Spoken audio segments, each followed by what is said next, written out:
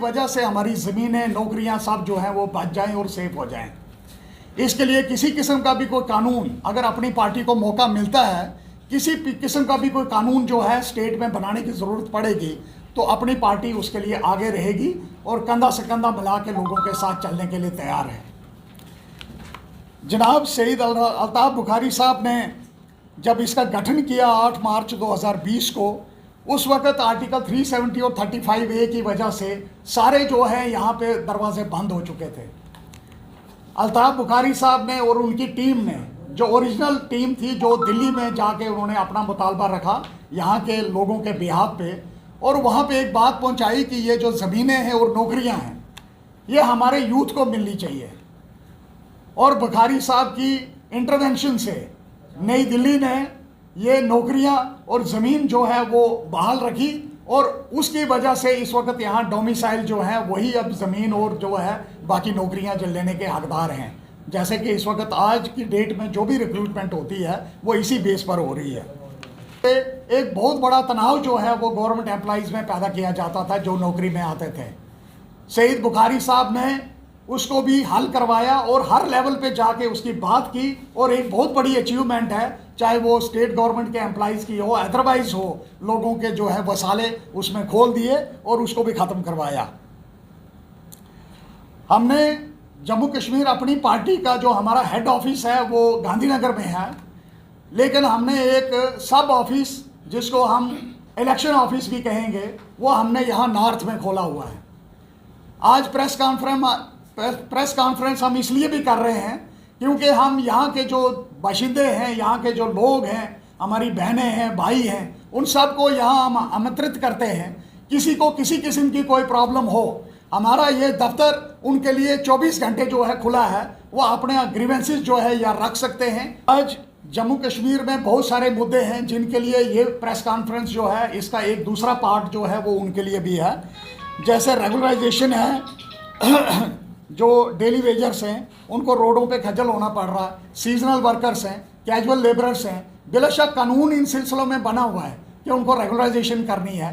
किसी की वेजेस आप रोक नहीं सकते, मिनिमम वेजेस का लॉ बना हुआ है, लेकिन इसके बावजूद भी हमारा जो यूथ है, हमारे जो लोग लगे हुए हैं 15-20 साल से नौकरियां कर रहे हैं, लेकिन फिर भी वो इस अकाउंट पर सफ़र कर रहे हैं। ना उनकी रेगुलराइजेशन हो रही है, ना उनको जो है वो अपना डेली वेजेस जो है उनका सैलरी जो है उनको डिसबर्स की जा रही है।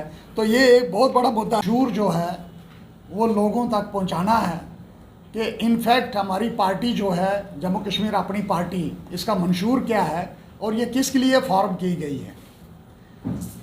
सबसे पहले मैं ये कहना चाहता हूँ इसमें कि जो अपनी पार्टी की फ़िलासफ़ी है, इसका गठन जो है 8 मार्च 2020 को हुआ, और ये गठन करने का एक सबसे बड़ा मुद्दा ये था क्योंकि यहाँ पे पुश्त दर पुश्त जो है वो पॉलिटिशियन राज करते थे जम्मू कश्मीर में। कभी एक पॉलिटिकल पार्टी, उसका ख़ानदान, फिर उनके आगे ख़ानदान के बाकी मेंबर्स जो हैं वो राज करते थे। ये पार्टी का गठन जो किया गया है जम्मू कश्मीर अपनी पार्टी का, ये इसलिए किया गया क्योंकि ये पुश्त दर पुश्त जो यहाँ पॉलिटिक्स चलती थी उसको ख़त्म करने के लिए, और इसीलिए ये फैसला किया गया कि जनाब अल्ताफ़ बुखारी साहब की नेतृत्व में ये पार्टी जो है ये खड़ी की जाएगी। इसका मंशूर ये है, सबसे पहले मैं ये कहना चाहता हूँ कि जो वुमेन एम्पावरमेंट है उसको हम मजबूत करने की कोशिश कर रहे हैं, और वुमेन जो है इस वक्त अच्छा खासा हमारी स्टेट में, बल्कि पूरे हिंदुस्तान में जो है अच्छा खासा एक जो है तादाद जो है वो औरतों की है।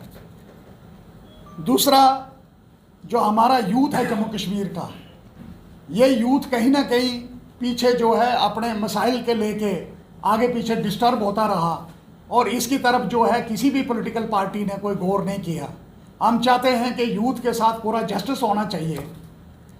तीसरा मंशूर पार्टी का है कि कश्मीरी पंडितों की वापसी जो है वो सही सलामत होनी चाहिए, और उसमें किसी किस्म की भी कोई अड़चन जो है वो किसी लेवल पे नहीं आनी चाहिए, और चाहे उनका सिक्योरिटी का मसला या अदरवाइज़ है, जम्मू कश्मीर अपनी पार्टी उसके लिए पाबंद है, और वो जो है उसको इश्यूज़ को हम लेके आगे जाएंगे।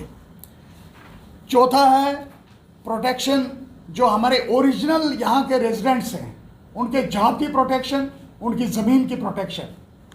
और सबसे बड़ा मुद्दा, हम स्टेटहुड में वापस लाने के साथ साथ अपना जो स्टेट सब्जेक्ट है उसको भी वापस लाने के लिए जो है हमारी अपनी जो है लड़ाई जो है जारी है।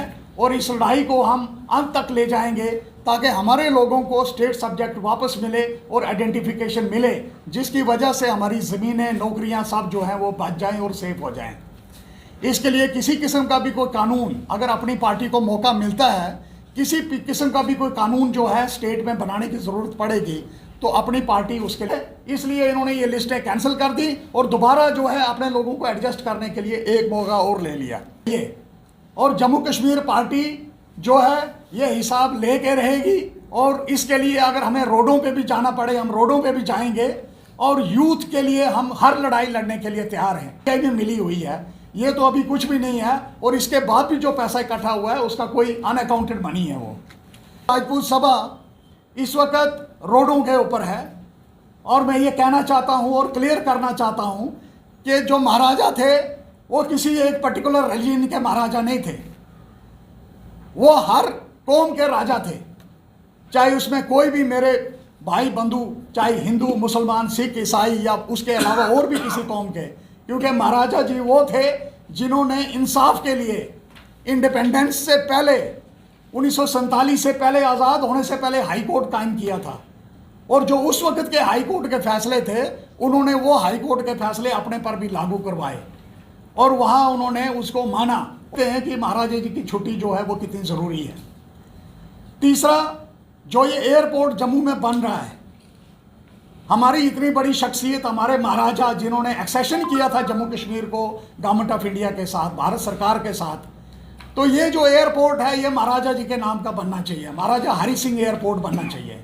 इसके लिए भी हम जो है अपनी डिमांड जो है उसको आगे चलाएंगे कि जितने इश्यूज़ हमने रेज़ किए हैं इन पर सीरियसली वर्कआउट करें और जम्मू कश्मीर लोगों के हित के लिए काम करेगी। इसमें कोई दो राय नहीं है कि जम्मू और कश्मीर, बुखारी साहब सबको साथ लेके चलना चाहते हैं, चाहे वो हिंदू है, मुसलमान है। इसी वजह से जम्मू में एक बहुत बड़ी पार्टी जो जम्मू कश्मीर का यूनिट है अपना यहाँ वो खड़ा किया गया है। जो मीडिया का शुक्र अदा करना चाहूँगा जिन्होंने अपना कीमती समय निकाल के। एक सवाल है जी, आपकी पार्टी, अपनी पार्टी से लोग कांग्रेस की तरफ खालस अपनी पार्टी में जा रहे हैं, क्या लग रहा है?